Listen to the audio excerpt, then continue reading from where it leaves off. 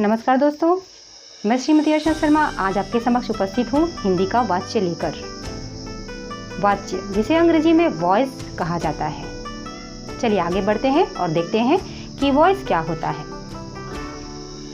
दोस्तों, एक तरफ जहाँ हम जानते हैं कि किसी वाक्य में कर्ता का मुख्य स्थान होता है, वहीं क्रिया भी महत्वपूर्ण स्थान रखती है और वाक्य में क्रिया का प्रयोग कई तरह से किया जाता है। जैसे कि कहीं क्रिया कर्ता के अनुसार होती है तो कहीं कर्म के अनुरूप बन जाती है और कभी कभी दोनों के ही अनुरूप न होकर भाव की प्रधानता होती है।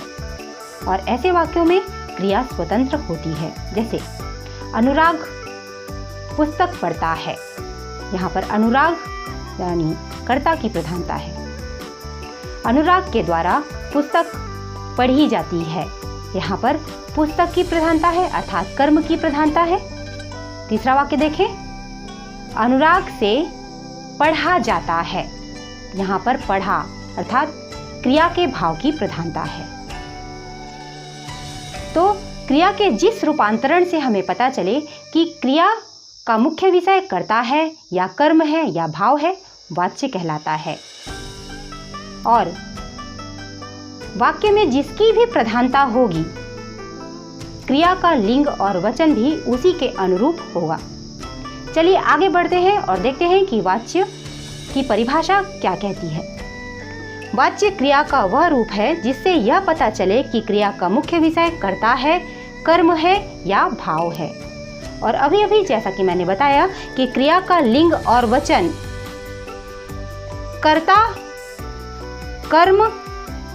कर्ता या कर्म या भाव के लिंग वचन के अनुरूप होगा। कहने का तात्पर्य है कि क्रिया का लिंग और वचन वैसा ही होगा जैसे कि कर्ता का, कर्म का और भाव का लिंग और वचन होगा। चलिए आगे बढ़ते हैं और जानते हैं कि वाच्य के कितने भेद होते हैं। तो वाच्य के मुख्यतः 3 भेद होते हैं। पहला कर्तृवाच्य, दूसरा कर्मवाच्य और तीसरा है भाववाच्य। कर्तृवाच्य किसे कहते हैं? जब क्रिया का संबंध सीधा कर्ता से होता है, क्रिया का संबंध सीधा कर्ता से होता है तो वहां कर्तृवाच्य होता है। उदाहरण देखते हैं। मोहन निबंध लिखता है। मोहन निबंध लिखता है, यहाँ पर किसकी प्रधानता है? कर्ता मोहन। और मोहन चूंकि पुल्लिंग में है और एक वचन में है, इसलिए हमारी क्रिया भी एक वचन पुल्लिंग में है। दूसरा कर्मवाच्य। कर्मवाच्य में क्रिया का सीधा संबंध, जब क्रिया का सीधा संबंध कर्म से हो तो वहाँ पर कर्मवाच्य होता है। और जैसा कि इसमें मैंने बताया वैसा ही होगा कि कर्म का लिंग और वचन जैसा होगा, क्रिया का लिंग और वचन भी उसी के अनुरूप होगा। जैसे कि इसी का रूपांतरण अगर हम कर्मवाच्य में करें तो क्या होगा? मोहन के द्वारा निबंध लिखा जाता है। किसकी प्रधानता है? कर्म की, जो कि कौन है? निबंध। और निबंध भी पुल्लिंग में है और एक वचन में है, इसलिए हमारी क्रिया भी एक वचन पुल्लिंग में है। आगे देखते हैं भाववाच्य। यहाँ पर कर्तृवाच्य अर्थात कर्ता की प्रधानता होगी, न कर्म की प्रधानता होगी। यहाँ पर प्रधानता किसकी होगी? क्रिया के भाव की प्रधानता होगी। अगर इसी का रूपांतरण करें भाववाच्य में तो क्या बनेगा? मोहन से लिखा जाता है। मोहन से लिखा जाता है, यहाँ पर क्रिया के भाव की प्रधानता होने के कारण यहाँ भाववाच्य है।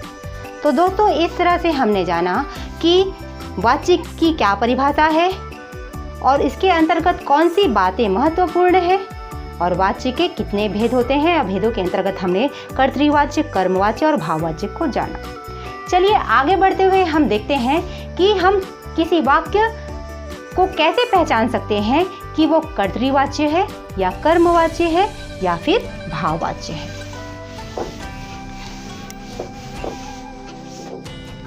चलिए देखते हैं कर्तृवाच्य। कर्तृवाच्य को हम कैसे पहचान सकते हैं कि कोई वाक्य किस वाच्य में है कि कर्तृवाच्य में है? तो चलिए देखते हैं। कर्तृवाच्य के अंतर्गत कर्ता के तुरंत बाद ने कारक चिन्ह का प्रयोग हुआ होगा। ने कारक चिन्ह या फिर जो ने के स्थान पर शून्य कारक चिन्ह होगा, या फिर ने कारक चिन्ह होगा या शून्य कारक चिन्ह होगा। और शून्य कारक चिन्ह का अर्थ होता है कोई कारक चिन्ह का न होना, अर्थात उस वाक्य में कोई कारक चिन्ह नहीं होगा। जैसे कि उदाहरण देखते हैं, राधा ने रोटी खाई। राधा ने रोटी खाई। यहाँ पर कर्ता की प्रधानता है जो कि राधा है, इसलिए हमारी क्रिया भी स्त्रीलिंग में है, स्त्री एक वचन में है, और ये हमारी राधा भी स्त्रीलिंग और एक वचन में है, इसलिए हमारी क्रिया उस पर डिपेंड हुई और उसने भी एक वचन स्त्रीलिंग का रूप धारण किया। अब देखिए यहाँ पर ने कारक चिन्ह का प्रयोग किया गया है, जो हमको ये बताता है कि ये क्या है, कर्तृवाच्य है। आगे देखते हैं, मोहन किताब पढ़ता है। मोहन किताब पढ़ता है। यहाँ कोई कारक चिन्ह नहीं है, ने कारक चिन्ह नहीं है, यहाँ पर शून्य कारक चिन्ह होने के कारण और मोहन की प्रधानता होने के कारण, अर्थात कर्ता की प्रधानता होने के कारण यहाँ पर कर्तृवाच्य है। आगे बढ़ते हैं हम किसकी ओर, कर्मवाच्य की ओर, कि हम कर्मवाच्य की पहचान किस प्रकार से करेंगे। कर्मवाच्य में दो बातें जाननी बहुत महत्वपूर्ण है। वो ये है कि अगर हमारा कर्ता सजीव है, सजीव कर्ता,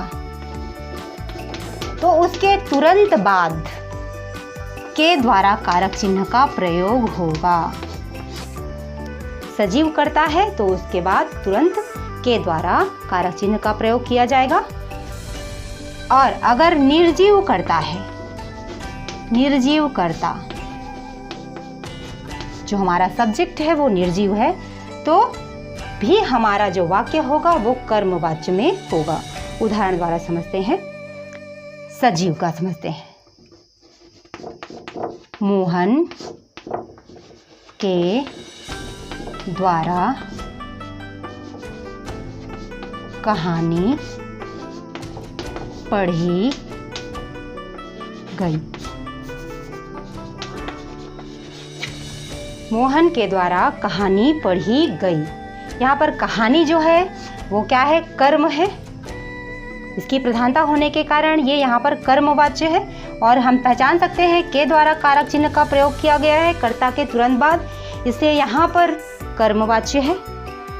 और कहानी जो कि कर्म है उसकी प्रधानता होने के कारण भी यहाँ पर कर्मवाच्य है।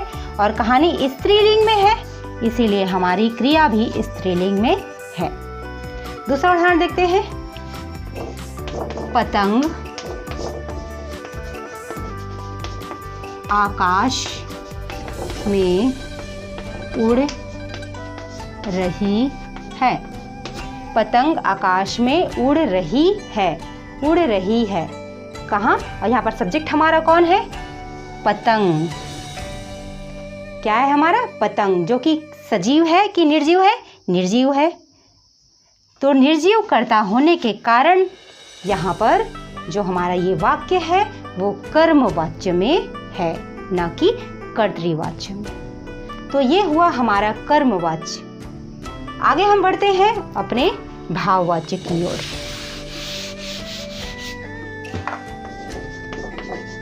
भाववाच्य, भाववाच्य में कर्ता के तुरंत बाद से कारक चिन्ह का प्रयोग होगा।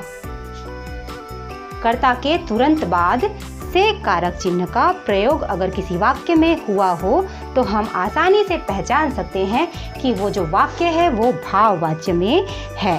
और एक बात जो कि और महत्वपूर्ण है कि प्रायः भाववाच्य निषेधात्मक होते हैं। निषेधात्मक कहने का तात्पर्य है कि ये वाक्य नकारात्मक वाक्य होते हैं। जैसे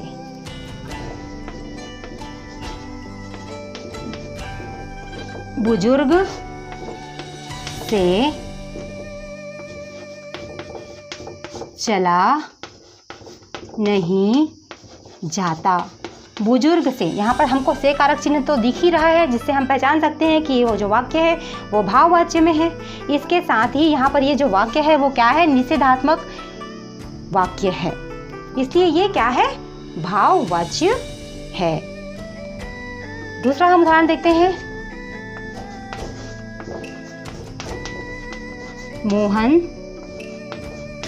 से लिखा जाता है। मोहन से लिखा जाता है। यहाँ पर भी से कारक चिन्ह देखकर हम आसानी से पहचान कर सकते हैं कि जो वाक्य है वो भाववाच्य में है। तो दोस्तों, इस तरह से हमने वाच्य को समझा और जाना। अगली कड़ी में लेकर आऊँगी कि वाच्य को हम किस प्रकार से रूपांतरित कर सकते हैं, अर्थात कर्मवाच्य को कर्तरी और भाववाच्य में, कर्तरीवाच्य को कर्म और भाववाच्य में, भाववाच्य को हम किस प्रकार से कर्तरी और कर्मवाच्य में रूपांतरित कर सकते हैं, ये हम जानेंगे। तो इसी तरह से मेरे साथ बने रहिए।